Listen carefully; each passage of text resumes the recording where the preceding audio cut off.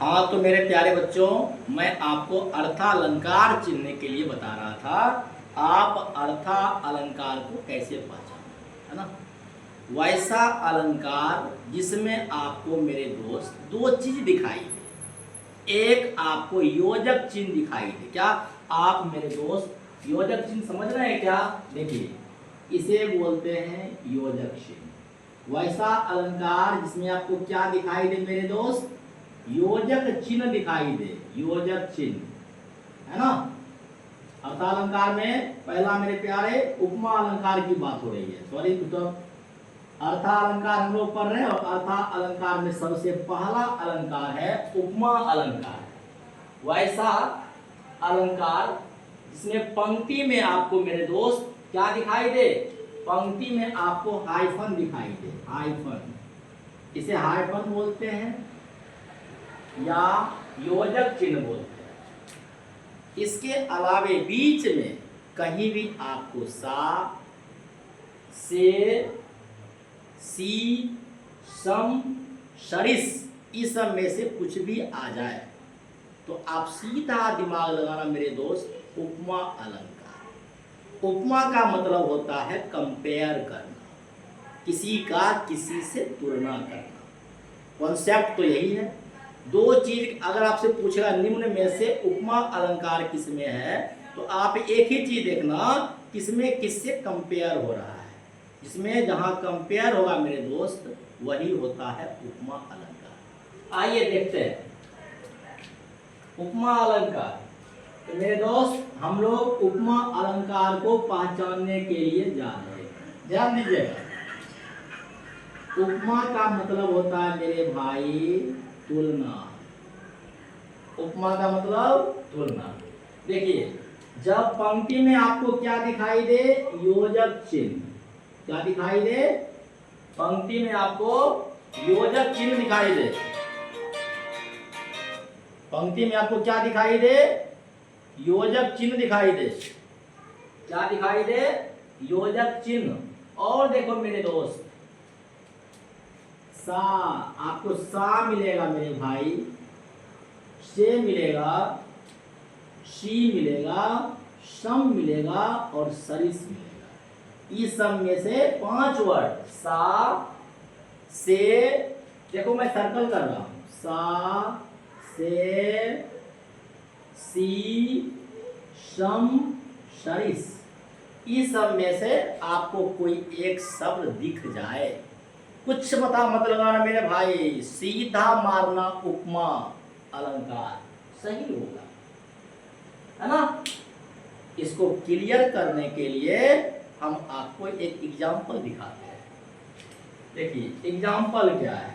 मुख, चंद्रमा, सा। मेरे दोस्त यहां पर ध्यान देंगे, मैंने कॉन्सेप्ट में कहा था आपको, सा, से, सी, सम, सरिस। इस सब में से एक भी शब्द आया तो उपमा अलंकार होगा। तो क्या आपको यह सा दिख गया? यहां भी देखो आप, सा मिल गया, हो गया उपमा अलंकार। ठीक है, उम्मीद है आप तमाम प्यारे बच्चों उपमा अलंकार आसानी से समझ गए, उम्मीद है। आइए मेरे दोस्त सेकंड को देखिए, रूपक अलंकार। क्या? रूपक अलंकार। जानते हो मेरे भाई, उपमा का जस्ट अपोजिट है। उपमा अलंकार का ठीक उल्टा है रूपक अलंकार। वैसा अलंकार जिसमें योजक चिन्ह रहेगा मेरे भाई। क्या रहेगा? योजक चिन्ह रहेगा, लेकिन सा, से, सी, सम, सरिस ये सब आपको दिखाई नहीं देगा। दिखाई दिया मेरे भाई तो उपमा में आना। अगर योजक चिन्ह दिख गया और सा, से, सी, सम, सरिस नहीं दिखाई दे तो कहाँ आओगे भाई? रूपक अलंकार में आओगे। देखो वही लिखा हुआ है। रूपक का कॉन्सेप्ट देखेंगे जरा। जब पंक्ति में केवल, ध्यान देना है, पंक्ति में केवल, केवल माने सिर्फ, क्या दिखाई देगा भाई? योजक चिन्ह, पंक्ति में क्या दिखाई देगा मेरे दोस्त? सिर्फ योजक चिन्ह दिखाई देगा। तो आप समझ जाना रूपक अलंकार क्या नहीं आएगा? सा नहीं आएगा, से नहीं आएगा, सी नहीं आएगा, इस सब में से कुछ भी नहीं आएगा। तो क्या हो जाएगा? रूपक अलंकार। ओके, इस बात को क्लियर करने के लिए जरा एग्जाम्पल की ओर चलते हैं मेरे भाई। देखिए, मैया मैं तो चंद्र खिलौना लाए हूं। मैया मैं तो चंद्र खिलौना लाए हूं। ज्यादा मथा लगाना नहीं है, सिर्फ आपको एक ही चीज देखना है, हाइफन है। फर्स्ट चीज देखना है हाइफन है या नहीं। दूसरा आपको देखना है सा, से, सी, सम, सरिस, ये तो कहीं नहीं है, ये सब नहीं होना चाहिए। देखिए, मैया मैं तो चंद्र खिलौना लय हो। क्या इस पंक्ति में कहीं भी सा, से, सी, सम, सरिस आया क्या? बिल्कुल नहीं। तो आया क्या मेरे भाई? इसको देखो, हाइफन, योजक चिन्ह आया ना। कॉन्सेप्ट भी यही कह रहा था, योजक चिन्ह आए, योजक चिन्ह रहेगा और सा, से, सी, सम, सरिस नहीं आएगा। तो उम्मीद है मेरे भाई आप रूपक अलंकार भी समझ लिए होंगे। और यहाँ तक अगर क्लास हमारा खूब अच्छा आपको लग रहा है मेरे भाई, समझ में आ रहा है, मेरे इस चैनल को अधिक से अधिक अपने दोस्तों के भी शेयर करें, लाइक करें, सब्सक्राइब करें और निश्चित तौर पर मेरे भाई कमेंट भी करें कि मैं आपको कैसा क्लास दे रहा हूँ, कैसा मैं आपको किस तरह से सेवा कर रहा हूँ, क्या अच्छा लग रहा है या नहीं लग रहा है। अपना विचार कमेंट बॉक्स में जरूर लिखें मेरे भाई। तो आइए अब चलता है उत्प्रेक्षा अलंकार। देखो मेरे दोस्त, उत्प्रेक्षा अलंकार क्या होता है तो सीधा समझेंगे मेरे भाई। यदि पंक्ति में क्या क्या मिलेगा मेरे दोस्त, थोड़ा मेरे बोर्ड पर ध्यान देंगे आप सारे बच्चे, जहां मेरा मार्कर चल रहा है। मैं थोड़ा सा स्केच चेंज कर लेता हूं, अच्छा दिखेगा। यदि पंक्ति में मेरे दोस्त आपको यह मिले, यह लिखा हुआ है मेरे भाई ज्यों, या आपको मिले मानो, या आपको मिले मेरे दोस्त इव, या आपको मिले मेरे भाई मनु, या आपको मिले जान, या आपको मिले मेरे भाई मनहू, या आपको मिले जनहू।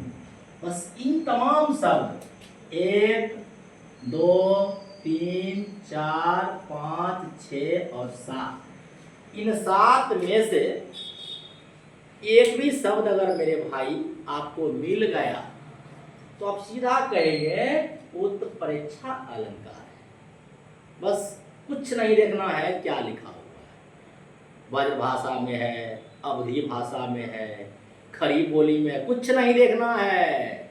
देखना क्या है, एक बार और देखिए, ज्यों, मानो, इव, मनु, जान, मनहू और जनहू, इस सब में से कोई एक मिलेगा तो क्या कहेंगे? उत्प्रेक्षा अलंकार। आइए मेरे दोस्त एग्जाम्पल को देखते हैं और आपको क्लियर हो जाएगा। एग्जाम्पल देखिए मेरे भाई क्या लिखा हुआ है। एग्जाम्पल कहता है नेत्र, यहां देखो मेरे भाई, नेत्र मानो कमल है, नेत्र मानो कमल है। ध्यान देना भाई, नेत्र मानो कमल है। क्या मानो है? देखिए क्या मानो है, और मानो अगर मिल गया तो यही तो बात खत्म हो गया मेरे दोस्त। ये उत्प्रेक्षा अलंकार है। शायद क्लियर? चलिए आगे देखता हूं। आइए, अतिशयोक्ति अलंकार। अतिशयोक्ति, इस बात को थोड़ा समझ जाइए मेरे दोस्त, अतिशयोक्ति क्या होता है? अतिशयोक्ति का मतलब होता है अति से भी ज्यादा, यानी बात को चिंगम की तरह चबा चबा करके नमार देना, बात को चिंगम की तरह चबा चबा करके नमार देना, बढ़ा चढ़ा करके बात बोलना, है ना। बस जहां देखो बात मतलब जरूरत से बहुत ज्यादा आपको दिख रहा है, वहां अतिशयोक्ति अलंकार होता है। बात समझ में आया क्या? बात को जहां पर बढ़ा चढ़ा करके पेश किया गया हो। आइए मेरे भाई, क्या लिखा हुआ है? अतिशयोक्ति अलंकार को देखते हैं। जहां किसी वस्तु के गुण को, यहां देखो मेरे भाई, जहां वस्तु के गुण को या वस्तु के स्थिति को क्या करते मेरे दोस्त? बढ़ा चढ़ा करके, रहता है थोड़ा सा, रहता है थोड़ा सा, और इसको हम लोग बढ़ा चढ़ा करके पेश करते हैं। ऐसा अगर आपको दिखे, कुछ कंफ्यूज नहीं करना मेरे भाई, सीधा आप आ जाना। अतिशयोक्ति अलंकार समझ में आया? बात को बढ़ा चढ़ा कर पेश करना। आइए जरा एग्जाम्पल देखते हैं। देखिए, आगे नदियां, आगे नदियां परी अपार, आगे नदियां परी अपार, घोड़ा कैसे उतरे पार। अब बताइए, थोड़ा इमेजिन कीजिए, कल्पना कीजिए, आगे बहुत बड़ी सी नदी है। अब कल्पना कीजिए, आगे बहुत बड़ी सी नदी है और इस पार में घोड़ा है।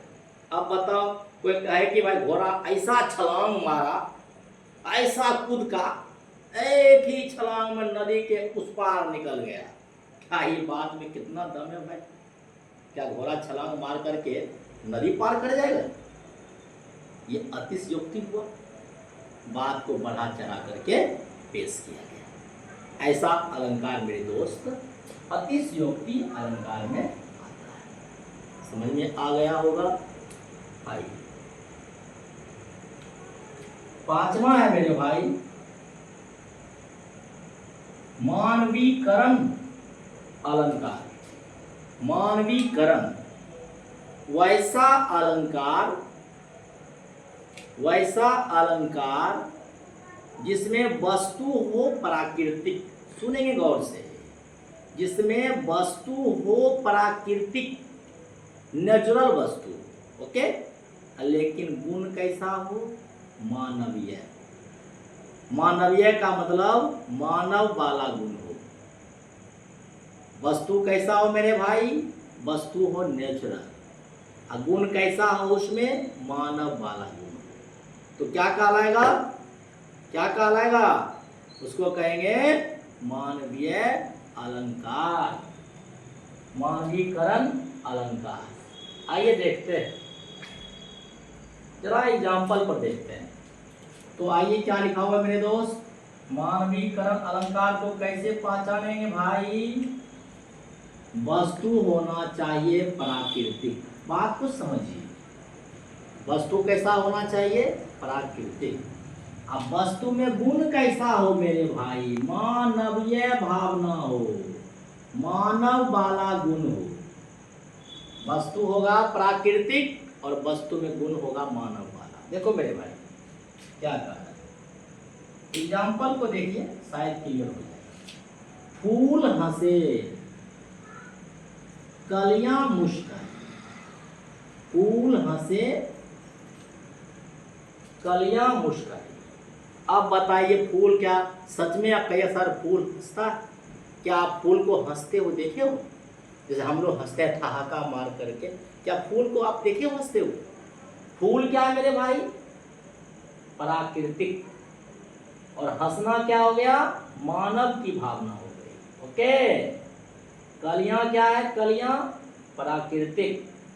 और मुस्काना, मुस्काना क्या हो गया? मानवीय भावना। ऐसा बात होगा मेरे दोस्त तो हो जाएगा मानवीकरण अलंकार। मुझे लगता है आप लोग यहाँ तक शायद अच्छा से समझ गए होंगे। तो मेरे इस चैनल को निश्चित रूप से अपने दोस्तों के बीच ज़्यादा से ज़्यादा शेयर करें। मैं रिक्वेस्ट करता हूँ, शेयर करें, सब्सक्राइब करें, अपने दोस्तों के बीच उनका लाइक भी करें और कमेंट करें मेरा पढ़ाई कैसा लग रहा है, कैसा पढ़ा। अब आगे बढ़ने से पहले मैं थोड़ा सा एक जोक सुनाता हूँ, फिर मैं, क्योंकि हमारा एक टेस्ट हुआ ख़त्म है, अर्थालंकार तो मैंने आपको पढ़ा ही दिया, आता थोड़ा सा देखते हैं फिर आगे चलेंगे। देखिए मेरे भाई, तो इसमें बात है, एक बार की बात है, सब और सुनेंगे। अगर पूछा जाए जीवन में सबसे बड़ा दुख क्या है, जीवन में सबसे बड़ा दुख क्या है, तो सीधा समझिए 7 बजे सुबह में, ठीक है, नींद खुली। कितने बजे? सुबह में 7 बजे, समझ गए? और यहाँ व्यक्ति को पता चले अब नहीं सोना है, अब जो है 7 बज गया, अब नहीं सोना है, काम धाम में लग जाता है। ये क्या हो गया मेरे दोस्त? यह व्यक्ति के जीवन में सबसे बड़ा दुख है ना। अब पूछा जाए खुशी क्या है, अब इमेजिन कीजिए किसी व्यक्ति का नींद रात में 2 बजे खुल जाए, 2 बजे, और देखे अरे बाबा अभी तो 5 घंटा उमच के दबा के सोना है, 5 घंटा सोना है, उसमें व्यक्ति को खुशी मिलती है, खुशी मिलती है, बड़ा एंजॉय करता है ना भाई। और क्या देखिए डबल खुशी क्या है, व्यक्ति का नींद खुले सुबह में 3 बजे और पता चले कल ड्यूटी ऑफ है, छुट्टी है, खुशी का ठिकाना नहीं रहता है मेरे भाई। डबल खुशी देखने को मिलती, आता है बिंदास होकर लेट जाता है, आराम से उठेंगे, आज कोई दिक्कत नहीं। इसमें व्यक्ति के लिए क्या हो जाएगा? डबल खुशी। आया समझ मेरे दोस्त? आइए अब चलते हैं शब्दालंकार की ओर। मैंने बताया था शब्दालंकार 3 प्रकार के होते हैं, देखिएगा गौर से। शब्दालंकार कितने प्रकार के होते हैं मेरे दोस्त? शब्दालंकार 3 प्रकार के होते हैं, ध्यान सुनिए मेरे भाई। शब्दालंकार 3 प्रकार के। तो सबसे पहला क्या है? अनुप्रास अलंकार। सबसे पहला अनुप्रास अलंकार। देखिए अब देखिएगा अनुप्रास अलंकार क्या होता है। वैसा अलंकार, जरा गौर से सुनिएगा, वैसा अलंकार जिसमें एक ही वर्ण बार बार आए, सुन लिए, एक ही वर्ण बार बार आए, एक ही शब्द बार बार आए, एक ही वाक्य बार बार आए, एक ही चीज बार बार घूम घूम करके आपके बीच आ रहा है, चाहे वह वर्ण हो, शब्द हो या फिर वाक्य, क्या कहलाएगा? अनुप्रास अलंकार का। आया समझ में? आते हुआ एग्जाम्पल की ओर देखिए। चंदू के चाचा ने, ध्यान देंगे जरा सा, चंदू के चाचा ने चांदनी रात में चंदू को चटनी चटाई, है ना भैया। चंदू के चाचा ने चांदनी रात में चंदू को चटनी चटाई। अब मेरे भाई देखना क्या है मालूम है? एक ही वर्ण बार बार आ रहा है। आप देखिए क्या चंदू में आप लीजिए, देखिए चौ आया। चाचा में भी चौ है। फिर देखिए चौ है। चांदनी में भी चौ है। चंदू में भी चौ है। चटनी में भी चौ है। चटाई में भी मेरे दोस्त चौ है। तो क्या देख रहे हो, बार बार एक ही वर्ण चौ वर्ण बार बार घूम घूम करके आ रहा है। ये कौन सा अलंकार हुआ मेरे भाई? अनुप्रास अलंकार हुआ। मैं एक गीत सुनाता हूं और आप लोग कमेंट बॉक्स में लिखेंगे इस गीत में कौन सा अलंकार है। ध्यान सुनेंगे, गीत तो पुरानी है। परदेसी परदेसी तू जाना नहीं, मुझे छोड़ के दिल तोड़ के। परदेसी परदेसी जाना नहीं, जाना नहीं, दिल तोड़ के मुंह मोड़ के। अब बताओ मेरे दोस्त, इसमें कौन सा अलंकार हुआ? अब थोड़ा दिमाग लगाइए। मैंने क्या कहा था? एक ही शब्द बार बार आए। यहां तो आपने वर्ण देखा, अब यहां देखो मेरे भाई, शब्द बार बार आ रहा है। परदेसी परदेसी आया ना बार बार, आया ना बार बार, दो बार आया। देखिए लिखा हुआ है ना, परदेसी परदेसी जाना नहीं। आया परदेसी दो बार। यहाँ भी मेरे भाई परदेसी है, यहाँ भी परदेसी, तो दो बार सेम शब्द आया, बस हो गया अनुप्रास। मैं और एक गीत सुनाता हूं, ध्यान सुनेंगे। साजन साजन साजन साजन तेरी दुल्हन तुझे पुकारे आजा आजा, ऐसा गाना है। और साजन साजन यहाँ भी मेरे भाई गौर करना है। साजन साजन देखिए क्या है, साजन साजन यहाँ भी क्या है मेरे भाई, एक ही शब्द दो बार है ना। तेरी दुल्हन तुझको पुकारे आजा, साजन साजन, तो दो बार साधन है मेरे दोस्त, है ना। एक ही शब्द दो बार, एक ही शब्द परदेसी परदेसी यहाँ भी दो बार है।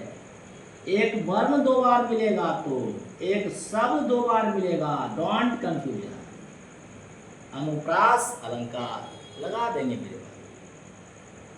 आइए अब हम लोग पढ़ते हैं यमक अलंकार। क्या पढ़ेंगे मेरे दोस्त? ध्यान सुनेंगे, क्या है यमक अलंकार। वैसा अलंकार, ध्यान सुनेंगे, वैसा अलंकार जिसमें एक ही शब्द हो। बात सुनेंगे, क्या शब्द एक हो, शब्द एक हो और शब्द का अर्थ अलग अलग हो। शब्द एक हो और शब्द का अर्थ अलग अलग हो। कौन सा अलंकार कहलाएगा? यमक अलंकार। शब्द रहेगा क्या? अनेक, और सॉरी शब्द रहेगा एक से अधिक बार आएगा और अर्थ उसका अलग अलग होगा। मैं फिर गाना सुनाता हूं, सुनिए। ओ मेरे दिल के चैन, ओ मेरे दिल के चैन, चैन आए मेरे दिल को दुआ कीजिए। अब यहां देखिए क्या कर रहा है, ओ मेरे दिल के चैन। यहां पर देखिए एक शब्द दो बार है, चैन, ओ मेरे दिल के चैन। चैन शब्द मेरे भाई दो बार है, चैन शब्द दो बार, लेकिन क्या कहा गया? एक ही शब्द। बिल्कुल कंटेंट को देखिए, एक ही शब्द, शब्द एक हो और एक से ज्यादा बार आए तो क्या? चैन चैन, तो एक से ज्यादा बार आया हुआ है। और क्या कह रहा है? अर्थ अलग अलग हो। क्या कहा गया? ओ मेरे दिल के चैन, चैन आए मेरे दिल को दुआ कीजिए। दो बार चैन है। अब देखिए ओ मेरे चैन, इस चैन का मतलब क्या है मेरे दोस्त? या तो प्रेमी होगा या प्रेमिका होगा, है ना। और यहाँ क्या कह रहा है, चैन आए मेरे दिल को दुआ कीजिए। इस चैन का माने या तो प्रेमी होगा मेरे दोस्त या प्रेमिका होगा, बस। और दूसरा वाला जो चैन है मेरे दोस्त, इस चैन का मतलब होगा आराम। इस चैन का मतलब, तो आपने क्या देखा, शब्द एक है और मीनिंग अलग अलग है। ऐसा लॉजिक लगा तो यमक अलंकार होगा। लास्ट में आते हैं श्लेष अलंकार। लास्ट में क्या है, श्लेष अलंकार। शब्द एक बार आता है, शब्द आएगा मेरे प्यारे एक बार, लेकिन अर्थ अलग। क्या कह रहा है मेरे दोस्त,